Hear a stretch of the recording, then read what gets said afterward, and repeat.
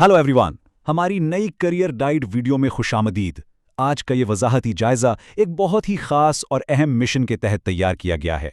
हम अक्सर खबरों में बड़ी बड़ी माशी इस्तिलाहात सुनते हैं, लेकिन आज हम इन पेचीदा मैक्रो इकोनॉमिक डेटा यानी वसी तर माशी हकायक को डीकोड करने वाले हैं। हम इन मुश्किल बातों को एक ऐसे अमली और बिल्कुल सीधे साधे रोड मैप में तब्दील करेंगे जो खास तौर पर ग्रेजुएट्स और तलबा के लिए इस मुश्किल माशी दौर में करियर को महफूज बनाने का रास्ता फराहम करेगा।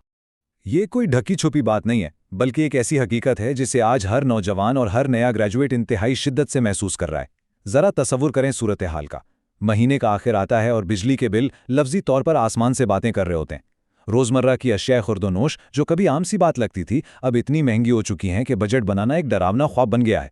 एक आम तालिब इल्म के लिए अपने रोजमर्रा के अखराजात पूरे करना एक बहुत बड़ी थका देने वाली जिद्दोजहद बन चुका है। और ये तो सिर्फ शुरुआत है। असल धचका तब लगता है जब बरसों की कड़ी मेहनत, असाइनमेंट्स और इम्तिहानात के बाद आखिरकार ग्रेजुएशन मुकम्मल होती है। इंसान बड़े पुरजोश अंदाज में मार्केट में कदम रखता है, दर्जनों बल्कि बीसियों कंपनियों को अपनी सीवी भेजता है, और बदले में क्या मिलता है? बिल्कुल खाली ईमेल इनबॉक्स। कहीं से कोई जवाब नहीं आता। हर तरफ इंडस्ट्रीज शदीद दबाव का शिकार नजर आती हैं, और मिडिल क्लास तबका, जो किसी भी मुआशरत की रीढ़ की हड्डी होता है, तेजी से सुकड़ता जा रहा है। इसी मायूसी का नतीजा है कि आज हम एक बहुत बड़ा ब्रेन ड्रेन देख रहे हैं। मुल्क का बेहतरीन टैलेंट, आला तालीम याफ्ता और हुनरमंद अफराद तेजी से अपना घर बार छोड़कर बाहर के मुमालिक मुंतकिल हो रहे हैं। ये सिर्फ खबरों की सुर्खियां नहीं हैं, ये हमारे नौजवानों के टूटते ख्वाबों की तल्ख हकीकत है। और ऐसे संगीन दबाव वाले हालात में सबसे बड़ा सवाल यही उभरता है कि आखिर एक तालिब इल्म अपना कैरियर कैसे महफूज बना सकता है? जब बज़ाहिर पूरी मुआशरत डूब रही हो, तो तैरकर किनारे तक पहुंचने का रास्ता क्या है? चलें इस उलझी हुई गुत्थी को सुलझाते हैं। इस पूरी सूरत हाल को समझने के लिए हमने एक जबरदस्त रोड मैप तैयार किया है। हम शुरुआत करेंगे इस बहरान की जड़ों से, फिर साख्ती खामियों और रोजगार के बहरान को देखेंगे। उसके बाद हम जायजा लेंगे कि मुख्तलिफ सेक्टर्स पर क्या असरात हैं और मुआशियत को ठीक करने का तरीका क्या है। और आखिर में सबसे अहम, एक मुकम्मल डिजिटल सर्वाइवल गाइड, क्योंकि इस बड़े मुआशी कैनवस को समझे बगैर माइक्रो लेवल पर अपने करियर को बचाना नामुमकिन है। तो आइए सीधा चलते हैं हमारे पहले हिस्से की तरफ, माशी बहरान की जड़ें। देखते हैं कि आज हम जिस बेरोजगारी का सामना कर रहे हैं, क्या वो वाकई रातों रात पैदा हुई है? बिल्कुल नहीं, ये मसाइल रातों रात पैदा नहीं हुए हैं। अगर हम 1947 से 1980 की दहाई तक का जायजा लें तो हमें सनती तरक्की तो ज़रूर नज़र आती है, लेकिन इस तरक्की की बुनियादें खोखली थीं। वो हमारी अंदरूनी ताकत से ज़्यादा गैर मुल्की इमदाद पर खड़ी थीं।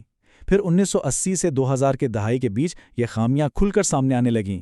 टैक्स वसूली का निज़ाम हद से ज़्यादा कमज़ोर रहा, मुल्की पैदावार के बजाय दरामदात पर इन्हिसार बढ़ता चला गया और बदनवानी ने जड़ें पकड़ लीं। और इन्हीं सब चीज़ों ने मिलकर हमारे मौजूदा दौर को जन्म दिया है, जिसे एक लामुतनाही IMF साइकिल कहा जा सकता है।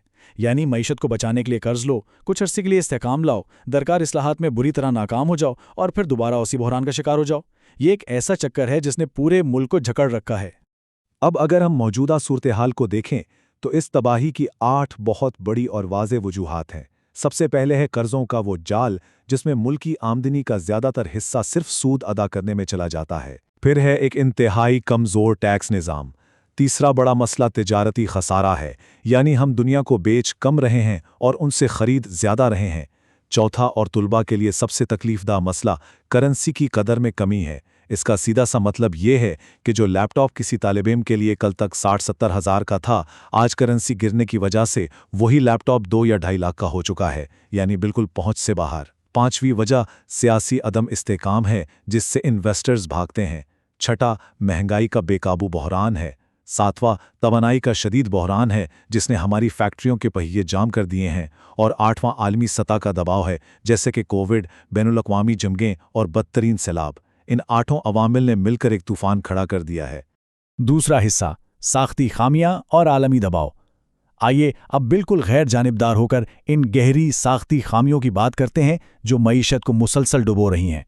मईशत में कुछ ऐसे बुनियादी मसाइल हैं जो एक दीमक की तरह काम कर रहे हैं। सबसे पहले कमज़ोर तर्ज हुक्मरानी और बदउनवानी का जिक्र करना ज़रूरी है।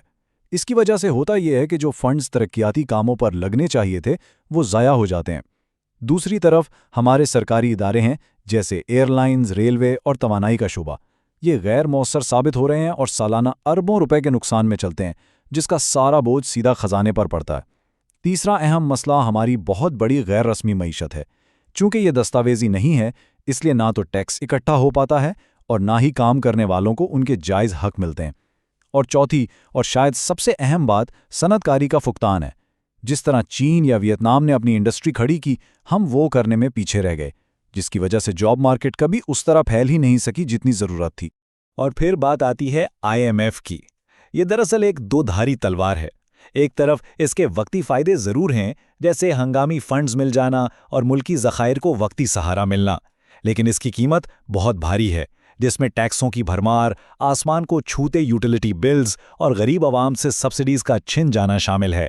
اگر ہم اس صورتحال کا عالمی سطح پر موازنہ کریں تو حقائق بالکل بے رحم نظر آتے ہیں۔ بغیر بنیادی اصلاحات کے صرف قرضے لیتے رہنے کا نتیجہ سری لنکا جیسا نکلتا ہے، جہاں حد سے زیادہ قرضوں نے پوری معیشت کو جام کر دیا، یا پھر ارجنٹائن جیسا حال ہوتا ہے جو بار بار ڈیفالٹ کے دہانے پر کھڑا ہو جاتا ہے۔ تیسرا حصہ، نوجوانوں کے روزگار کا بحران۔ اب ہم میکرو سطح سے نکل کر سیدھا مائکرو سطح پر آتے ہیں، یعنی اس کا ہماری جاب مارکیٹ پر کیا اثر پڑ رہا ہے۔ یہ وہ حصہ ہے جو براہ راست گریجویٹس کو ہٹ کر رہا ہے۔ ہم ہر طرف بھرتیاں رکتے اور بے روزگاری بڑھتے دیکھ رہے ہیں۔ نوجوانوں کا ایک عجیب ہی بحران کھڑا ہو گیا ہے۔ ایک تو نوکریاں نہیں ہیں، جو ہیں ان کی تنخواہیں بہت کم ہیں، اور جو سکلز ہمارے پاس ہیں وہ اکثر انڈسٹری کی ڈیمانڈ سے میچ نہیں کرتی۔ توانائی کی بڑھتی قیمتوں کی وجہ سے کتنی ہی فیکٹریاں بند ہو چکی ہیں، جس کے نتیجے میں لاکھوں صنعتی نوکریاں ختم ہو گئیں۔ مجبوراً لوگ غیر مستقیم اور غیر رسمی ملازمتوں کی طرف دھکیلے جا رہے ہیں۔ اس کا سب سے بھیانک نتیجہ وہ برین ڈرین ہے جس کی ہم نے پہلے بات کی۔ ہمارا ہنرمند طبقہ تیزی سے خلیجی ممالک، یورپ اور شمالی امریکہ شفٹ ہو رہا ہے، اور جو بیارے یہیں رک کر جاب کر رہے ہیں ان کی تنخواہوں میں کوئی اضافہ نہیں ہو رہا، جس سے مڈل کلاس کا وجود خطرے میں پڑ گیا ہے۔ اور ان سب معاشی فیصلوں کا جو سماجی بوجھ ہے وہ دل دہلا دینے والا ہے۔ غربت میں روز بروز اضافہ ہو رہا ہے، اور جب پیٹ خالی ہو تو معاشرے میں جرائم کی شرح بھی بڑھنے لگتی ہے۔